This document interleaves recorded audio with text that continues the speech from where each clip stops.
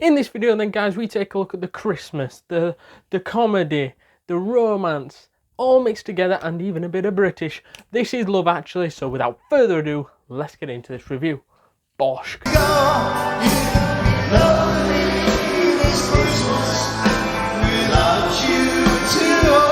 So I thought then that this movie was incredible.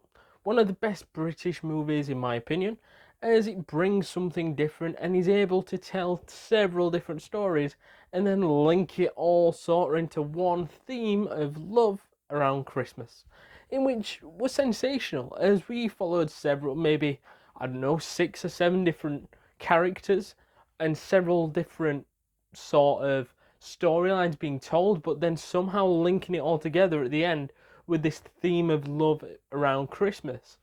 And we even follow the Prime Minister, we follow from the average Joe looking to find love, we follow it all. And that is what is great about this movie, as the story is phenomenal, it's well written, it has everything that you want in a Christmas feel-good movie as well. Very family orientated, and he's very, very funny, as you've got some really funny people in here, just like Rowan Atkinson, all the way to the likes of Kris Marshall, in which several different types of comedy put all the way through this particular movie. Hugh Grant's quite funny in this as well. Colin Firth. It's star-studded. It is funny. What is not to love about Love Actually? It has everything that you want in a family Christmas movie. And although it's not at the levels of Home Alone and other movies that people might put up near the top level Christmas movies, it's just a little bit below that. And it doesn't need to be anything else, as it is phenomenal. It speaks the minds of a lot in what British culture can be like. And yeah, I thought it was great all-round movie, great Christmas movie. And yeah, I think that why don't they do more star-studded things from Britain like this? Because I thought the thing coming away from this movie was, look at the people that are in this. Andrew Lincoln, Colin Firth, Hugh Grant. It was like the best of the British, and there's several others that I've forgot to mention there, which we'll get onto a little bit later, where we can list through everybody. But the likes of, let's just circle out Andrew Lincoln for instance. This was one of his main movies that kicked off his career, and he progressed massively because now he's the face of The Walking Dead. Every time you think of Walking Dead, you think of Rick and you think of Andrew Lincoln and his phenomenal character and I thought that he just brought everything to this role. Even though it was a small role, I thought that he showed his acting qualities. A guy being jealous of his best friend for marrying someone that he actually fancies, and yeah, it's evident that you see that, and he expresses love to this woman as well, and it's sort of this Christmas feel, and he's almost okay. You have feelings for her, and he confronts her with those feelings and things like that in a manner which is amazing and is phenomenal. And in movie history, this is a big moment in this movie, as it shows. Just because it's Christmas, I'm gonna try to say my feelings about you. Don't care what happens here, it's Christmas, so I just want to get my feelings known. That's practically what his role was in this particular movie, and he did an amazing job.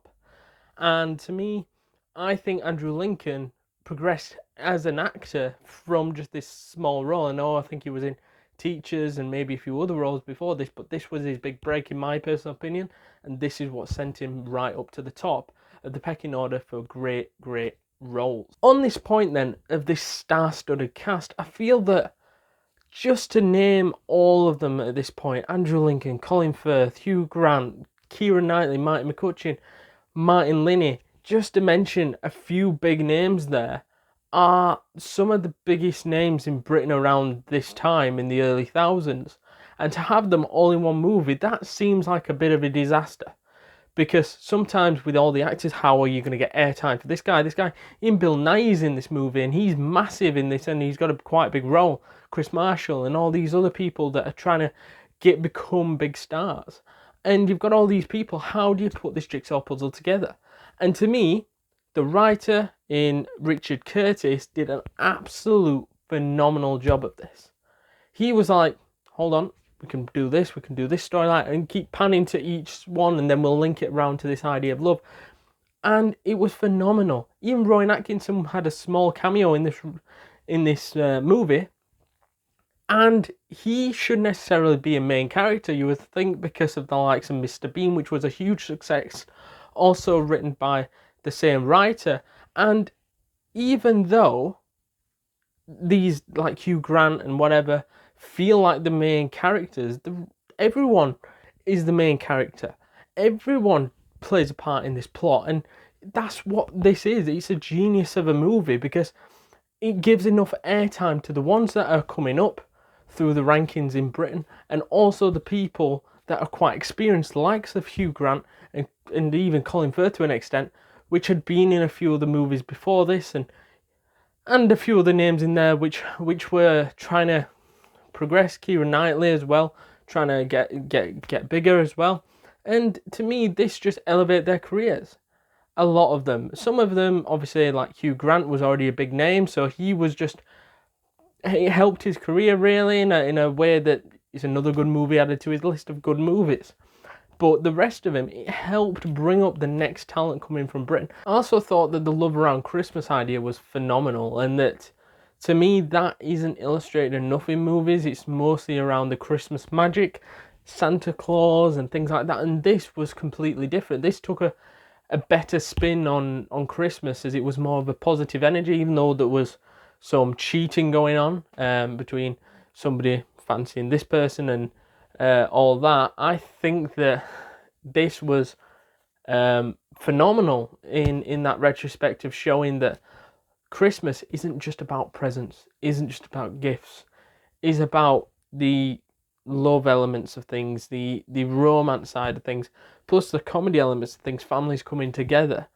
And that's what this movie showed. And to me, I like a good Santa Claus Christmas movie, and I like a good Christmas family movie, whereas this was a bit of no Santa.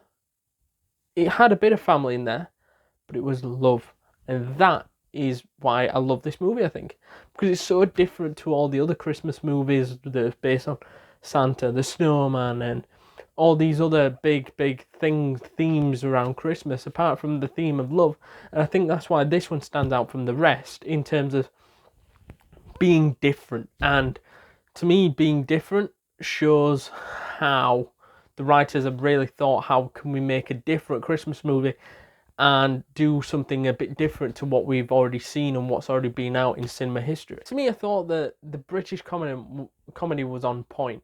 And to me, this illustrated how good British comedy is. American comedy is good, but British comedy is on another level in terms of funniness, as we do things a lot differently to how the Americans do it, as we are more lenient and probably swear a lot more, do a lot of different funny sketches and things. And Richard Curtis was the perfect guy to write this, because the amount of comedy in this was phenomenal. Even a little scene with Rowan Atkinson was hilariously funny, and all he was doing was gift wrapping.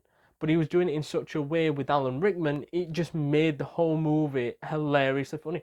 And yeah, I just said Rowan Atkinson and Alan Rickman in the same movie. Where do you find that?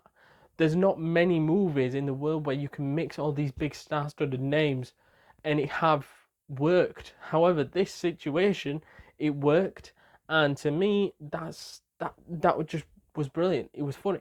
And it's not just Rowan Atkinson that made this movie funny. Likes of Hugh Grant, known for his comedy elements of things in certain roles, and he was funny again. And they do British comedy in a way that not many others can.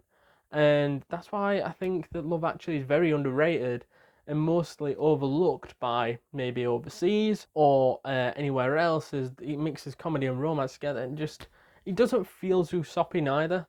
And I think that's why I sort of like it, because I'm not a big romance fan or comedy romantic fan or anything like that, but this is one of the occasions where it's like, oh, it's more family orientated and it's hilariously funny as well in parts, so you just go with it. And Bill Nighy, he was hilarious in this as well.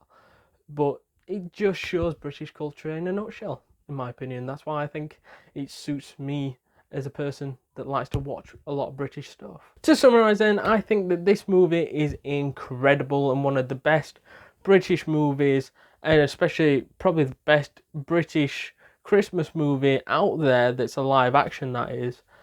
Hence why I rate this an 8.7 out of 10 and a classic film. So let me know down in the comments down below what your thoughts are. And if you haven't already, hit that like button, hit that subscribe button, hit that notification bell to be alerted to all the new content this channel correct, and stay tuned for a lot more Christmas content coming out this week as we're heading up to Christmas, and there's no better time to release more reviews than this week. So stay tuned, and I'll see you guys in the next one. Later.